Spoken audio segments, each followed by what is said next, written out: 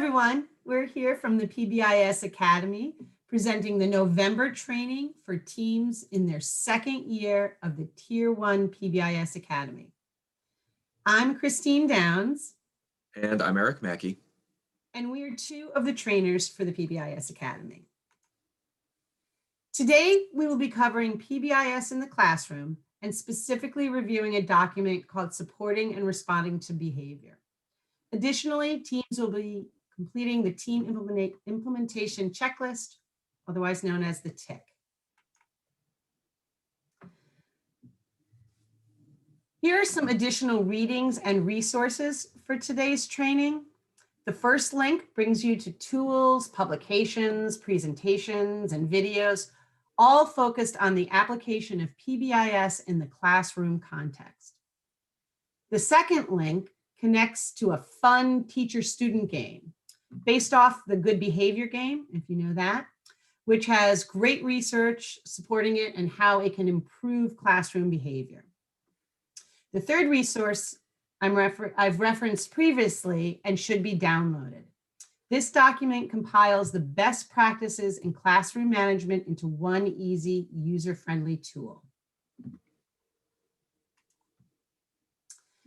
But we'd like to start off by taking a moment to get a pulse on how you're using your current PBIS structures to support students and teachers through this pandemic.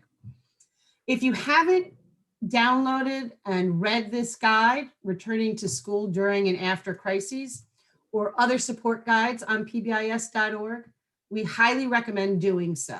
They provide wonderful guidance for school and district level PBIS teams. The key message in those documents and from the Center on PBIS during this uniquely challenging time is that we should go back to basics. They identify 5 areas to focus in on. Connecting. So purposefully checking in with students and families and building relationships. Second is screening, taking a pulse on your students and families, on what they need and their challenges. Doing this throughout the year helps you get ahead of any potential problems that might crop up. Third is to support. That is creating that safe, predictable, and positive environment, building social, emotional, and behavioral skills for both in-person and remote instruction, and ensuring we're acknowledging those desired behaviors. Teaching is obviously critical, but we need to prioritize those social, emotional, and behavioral skills to integrate them within instruction and actively engage students in instruction in a culturally responsive manner. And finally, monitoring. We should still be collecting and using simple data to monitor student engagement, behavior, and attendance, so we can provide supports if needed. We'd like you to take a moment and pause the video here to consider the following questions. How have you used your existing PBIS framework to support a return to your school, either virtually or in person? What modifications or adaptations have you made or do you want to make to fit the new context? When considering those back to basic 5 key areas, in which areas are your team or your school strongest at this point? And in which areas are your team and school weakest? Prioritize those areas of weakness and add them to your team action plan so you can address them later.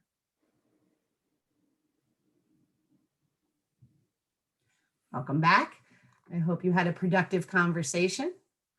So now we're going to continue a little bit with the back to basics, specifically thinking about updating our matrix.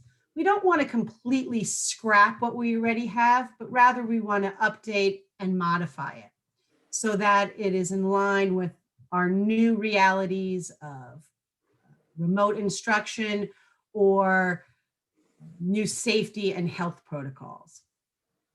So think, have you had a chance to update your expectations for your current context? This example here is really nice. It has expectations for entering virtual class, teacher-led whole group instruction, one-to-one instruction, and even small group activities in breakout rooms. So you could update your current matrix to include these contexts, or you could create a completely separate matrix like they've done here.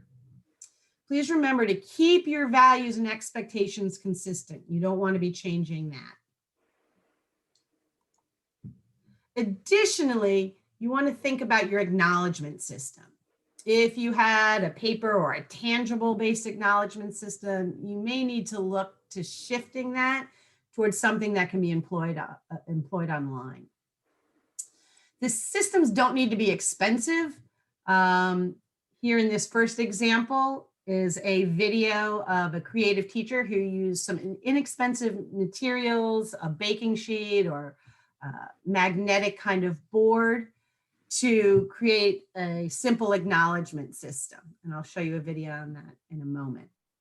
Other creative solutions include using Google Slides to create a marble jar like the ones we use in classrooms, or using PBIS rewards, which does come with a cost, or Class Dojo, which is a free online reinforcement system that also has a lot of wonderful, helpful functionalities, such as a means to reach out to parents. It has a translation function, so you can write to a parent in English and they can receive it in their home language. And it's a way of sharing your students' progress. So I'm going to take a moment and share with you the video of this teacher using a simple gumball machine example that you can use during remote learning. First, my gumball reward. What this is a small whiteboard that I have, and I think we have to pause. I didn't share my sound. Yeah, it was hard for me to hear it.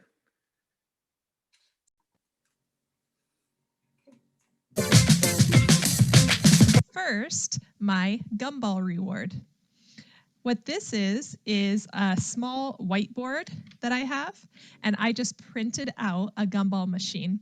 I got this idea from a different YouTube video where the lady used one of these baking sheets and she hand painted a gumball machine.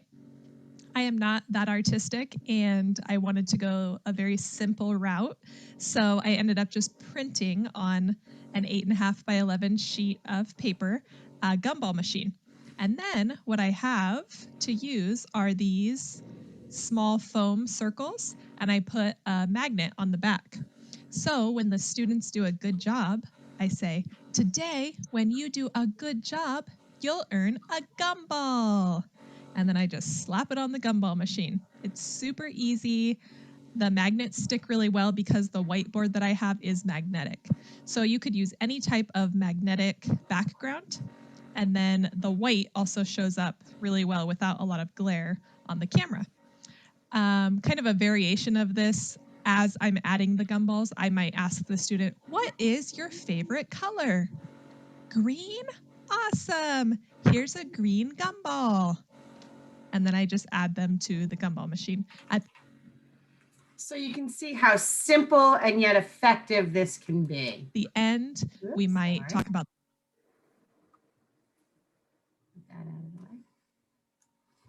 There's lots of ways that we can use our existing systems, but adapt them for online. Another simple way is simply to have an easel with a flip chart and be able to write behind you reinforcement as students earn it. Great way to use if you're doing the good behavior game and have two teams trying to get points to earn something.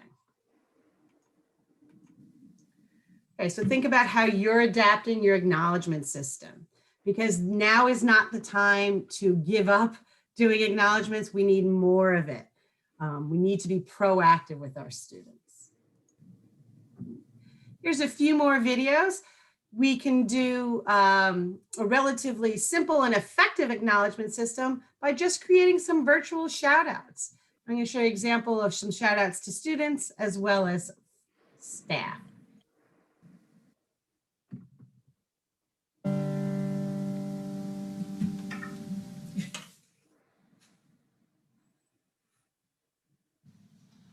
wanted to give a quick shout out to a student who has been working very hard and putting forth his best effort, and that is Josiah. Good work. Hello, I want to give a shout out to Jack. Jack has done 70 assignments in Seesaw. It is amazing. He puts in so much energy, so much effort, and he is using so many cool tools to show his thinking. Way to go, Jack. Hi everyone, I have a few student shout-outs this week. First, I'd like to thank Robert Montmany for stepping up and helping his brother Mason with a really tricky math problem. Next to Mason for doing an amazing job doing lots of reading and math work. Also to Kinley for doing her work with enthusiasm and finishing a whole module on Zern. Lastly, to Braylin for doing lots of reading on Epic and really being focused and doing all of her work to the best of her ability. Thanks, guys. I really appreciate it.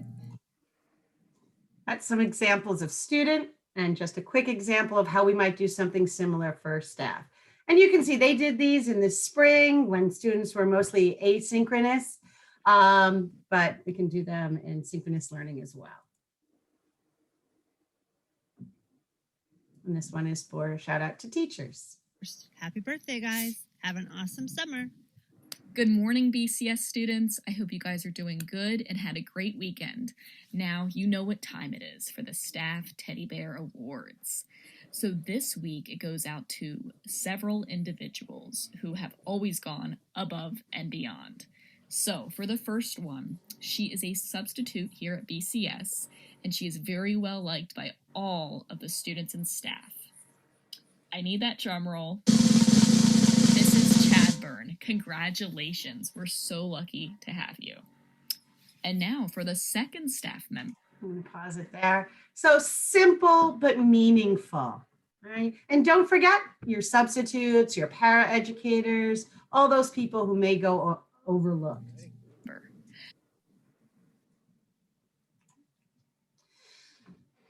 So if you haven't already, you're probably going to want to consider how you're gathering behavioral data. So many schools are reporting fewer behavioral issues in the live context than in the live context.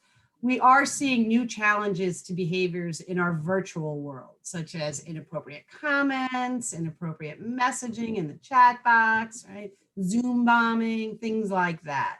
So we want to make sure that we are still gathering data on these behaviors. If you happen to use Swiss, you can see that they have created a new location called distance learning. It's actually the last one on the drop-down list. So do look down at the bottom or start to type in distance and it'll come up. And this is really important, especially if you're in a hybrid situation, because you're going to want to know, is the student struggling more online when we're in virtual class or more in person? That's going to help with the type of intervention you might come up with. Even if behavior doesn't rise to the level of a consequence or you're unable to give sort of the typical consequences, it doesn't mean we should stop collecting data. It still gives us a picture of how things are going during this remote and hybrid. Also keep in mind that if you are using Swiss, there are custom fields that you may want to utilize to adapt to this new environment. Okay. So now we'd like you to take a moment to pause the video and consider adding to your action plan regarding your matrix and adapting it to the new environment, your acknowledgement system, and possibly some adaptations to your discipline or data collection system. Welcome back. Next, we're going to talk about positive classroom behavior support practices. As you build in your fidelity to Tier 1 school-wide practices, your team will want to focus its energy on class-wide PBIS. Why is that? Well, think about how much time students spend in the classroom. It's the majority of their day, right? So until classroom practices at your school are efficient and effective, you'll continue to run the risk of too many referrals for Tier 2 and Tier 3 supports. Focusing on class-wide practices puts the bow on Tier 1 as you prepare to build out your Tier 2 systems, data, practices, and outcomes. The content for this section is largely pulled from this resource, Supporting and Responding to Behavior. This interactive document pulls together the latest research on how best to support appropriate student classroom behavior. You can access this document at nepbis.org in your Year 2 syllabus for November team training. The document includes an interactive map organizing the features by foundations, prevention and response practices, and data systems. Sounds a bit like our systems data practices, right? You can click through the hyperlinks to get more detail about what each feature is and how it's best employed. Here's an example of a table you may click into for the settings feature in Foundations. They all function in this way. This is about arranging the classroom setting to meet the needs of students. You see a description of critical features, such as designing the room to meet instructional needs, arranging furniture for smooth teacher and student movement, making sure that materials are well organized and easy to find, and posting materials for frequently referred to processes. You can also see examples based on school level, such as elementary and secondary school. Of course, there are non-examples for clarification. Finally, there are resources to support the particular practice. Embedded within the document is a self-assessment for teachers. This is one of my favorite aspects of this document. This gives teachers the opportunity to identify what interventions they already have in place versus what they need. If they are unclear on the concept and what the question is asking, the teachers can always click into the hyperlink for a description like you just saw a couple slides ago. This can be a handy tool for identifying professional growth goals, as well as for identifying professional development for a whole school. Schools might also take 1 or 2 questions per month and survey their classroom staff to identify areas of need for which they can plan professional development that way. The document provides a decision tree to guide teachers in how to respond to behaviors in the classroom. If a teacher is having difficulties with student behavior and the core elements are not in place, the teacher is encouraged to focus efforts on implementing the foundations and setting up data systems to identify the trends in student behavior. If a student is having difficulties with student behavior and the core elements are in place, the teacher is encouraged to look at data to see whether problem behaviors are continuing to happen or not, the severity of the behaviors, and the volume of students involved. If many are involved in major behaviors, then it may be time to review, adjust, or intensify practices. If few are involved in major behaviors, it may be time to request additional support for these particular students. The document also provides tools and recommendations for how to respond to classroom behaviors, such as making responses fast, functional, accurate, specific, and timely, as well as strategies for responding to different types of behavior, such as non-disruptive behavior, repeated non-disruptive behavior, and administrator-managed behaviors. So how do we maximize the effect of classroom PBIS? Well, we do that by implementing it within the context of multi-tiered behavioral framework, like PBIS. We also do it by linking classroom and school-wide expectations and systems, by providing effective academic instruction, and by using data to guide decision-making. With all that said, you can still create a well-running classroom using the features from this document without having a school-wide PBIS system in place. So we want teachers to ask themselves 3 key questions regarding how they support students' behavior in the classroom. First, we're going to focus on foundations. These are practices that administration communicates as a priority and give necessary resources such as time and people, and are more likely to be implemented consistently and with fidelity if so.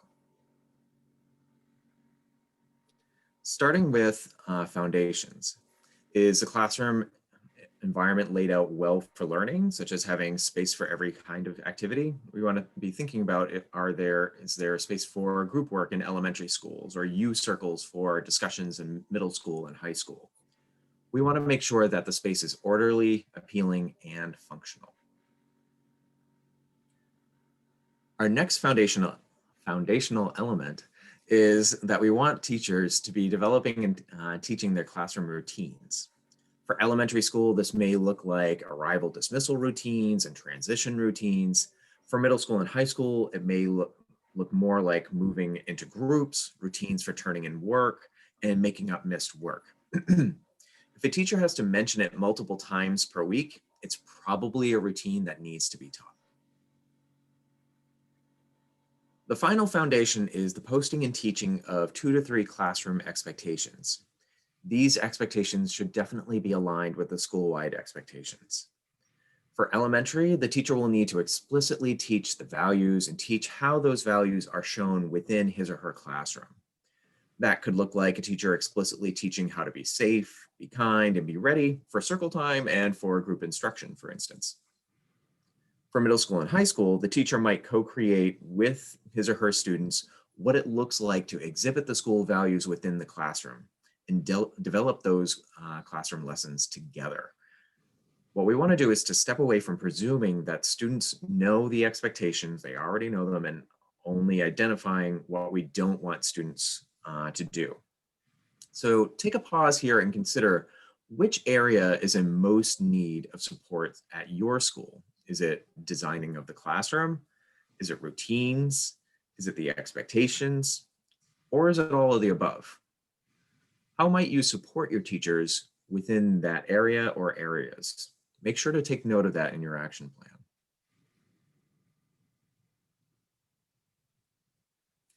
The next question that we want teachers to ask themselves is whether they are implementing their practices consistently. Training and professional development need to be ongoing and include opportunities to model and practice key positive classroom practices. Staff also need to be supported or coached in using these practices if they're going to be implementing them with fidelity. The first preventative practice is focused on high rates of opportunities to respond, or sometimes called OTRs. In other words, this is how many ways can a student engage with the academic material.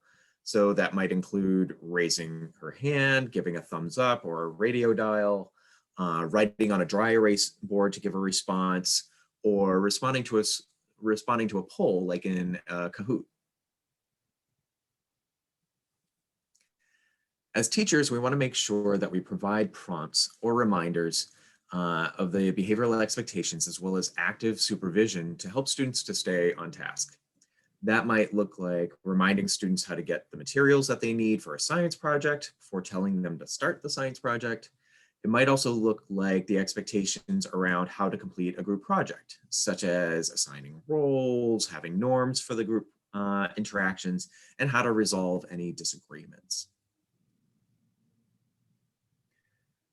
Just like with school-wide PBIS, we want to make sure that teachers are using acknowledgement systems to increase the likelihood of the behaviors that we want to see. This might look like verbal praise, like stating aloud in an elementary class, "Thank you so much for raising your hand. I really appreciated that." Or for a high school student, subtly praising a student for the great job she did in facilitating a discussion. Eric, I think here the non-example is important. Talks about trying to stay away from sarcasm. Kids don't really get it. Yeah, it's as much as we think that they do, they often don't, or it comes across as kind of a backhanded compliment. And we want that compliment to be really pure and clean and actually reinforcing. Thank you, Christine. I appreciate that. So please do take a moment and consider now which area is most in need of support for your school. Is it the opportunities to respond, sometimes called OTRs? Is it supervision and prompts? Is it acknowledgements? All of the above? Make sure to take note of that within your action plan. You may want to consider using a variety of methods to reinforce students within the classroom. Behavioral contracts are co-created with students to identify and clarify the class expectations. This can help with buy-in and accountability, especially when you can say, as we all agreed to these expectations. It's nice to be able to come from that perspective. There's also group contingencies, and those are strategies in which students work together towards a collective reward, such as a game that they all get to play together or a break. Token economies, you're probably pretty familiar with these. This is when we acknowledge individual students for appropriate behavior. They might earn a star or a buck, which they may then trade in for something bigger once they've reached a certain threshold. Finally, we want to make sure that we are collecting data on student behavior and checking the data to see whether students are engaging in problem behaviors or not. So let's walk through a decision tree. If students aren't engaging in undesirable behaviors, then great, keep doing what you're doing, leave well alone. If students are engaging in problem behavior, we want to ask whether the behaviors are major or minor. If minor, we want to use our response hierarchies to address the behavior without escalating the behavior. If major, we want to consider how many students are involved. If only a few, then it may be necessary to seek some tier 2 or tier 3 supports for the students. If it's for many, if we have a lot of students who are involved, we want to adjust our class-wide practices and possibly seek some consultation, maybe through with your local BCBA or with your school psychologist around how we can systematically improve behavior within your classroom. So how can we respond to minor classroom managed problems? We want to make sure that our responses are quick, specific, and that they don't escalate the situation any more than need be. That might include reminding students of the expected behavior, like raising one's hand or keeping equipment on the table. This should be done swiftly and neutrally, like take all the affect out of your face and out of your tone. Remember that there are only so many responses to behavior. So it's important that we really focus on the proactive, such as the teaching and the acknowledging, versus on the reactive. But we need to have some tools in our toolbox for when those behaviors do happen. Some other strategies we might use include planned ignoring and differential reinforcement. Planned ignoring is basically what it sounds like.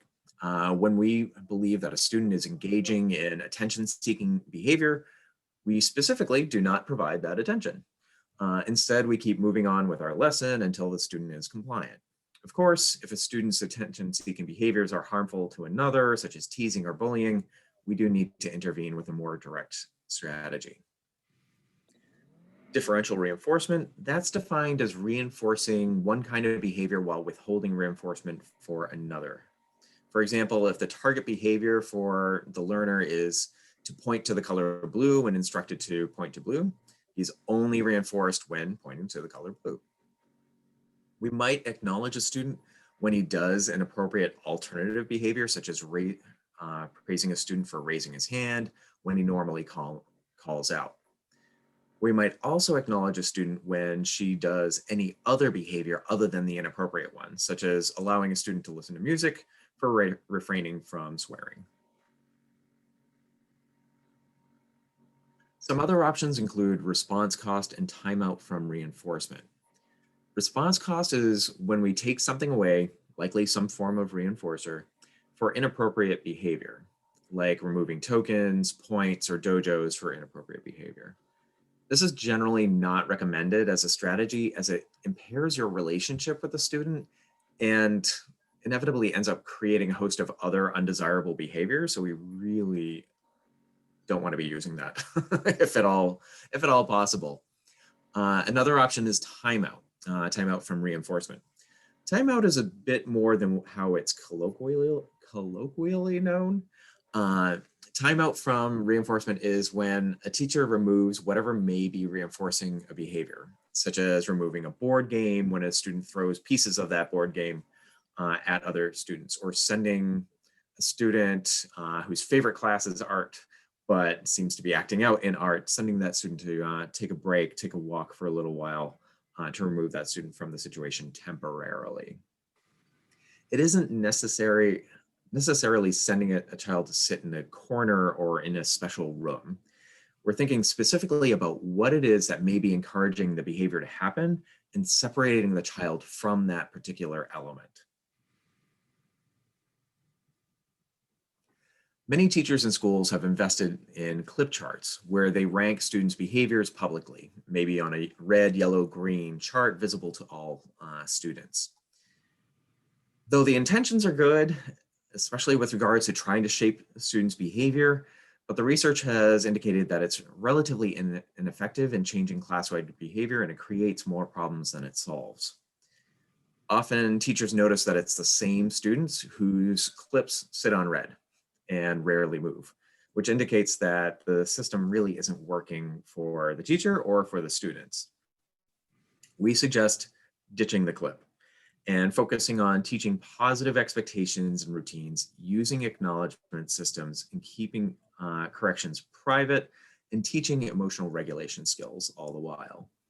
For more information about ditching the clip, there's actually a really nice document in PBIS.org. So please take a moment and review the supporting and responding to behavior document. Think about how well your teachers are implementing the critical features of classroom management.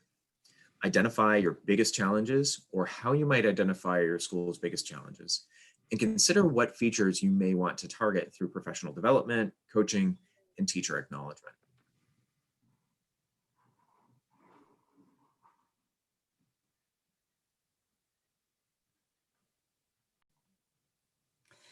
Welcome back, everyone. For our last activity for this session, we'll be completing the team implementation checklist, which your teams have completed several times last year. This tool is accessed through PBIS apps and in that PBIS assessments to evaluate the implementation of your core Tier 1 practices. Right, so you're going to want to check with your coaches to see if this was already completed, or get together with your coach and your team to complete this together as a team. You can see here, you'll go in and complete the questionnaire, stating what's already been achieved, what is still in progress, and what has not yet been started. And when you complete, you'll see some great graphs of your progress over the years, both as a total score and broken down into some sub-score areas. So again, if you haven't completed it, get together with your team and complete this so you can be prepared for the December's meeting or to go forward. You can follow these steps for getting on to your survey. Your coach has access to this. And if you need any help getting to it, or you don't see it available to you in PBIS apps, please reach out to your trainers and they can set that up for you. So thank you so much for taking time to go through this video. If you missed the session, or to review this again to get more information. So next time we get together, we'll be talking about strategies to integrate and align your different initiatives in your building, such as supportive schools, trauma-sensitive schools, restorative practices, along with PBIS. We'll also be talking about school-family partnerships. So thank you for watching. Take care, and we'll see you in December. Take care.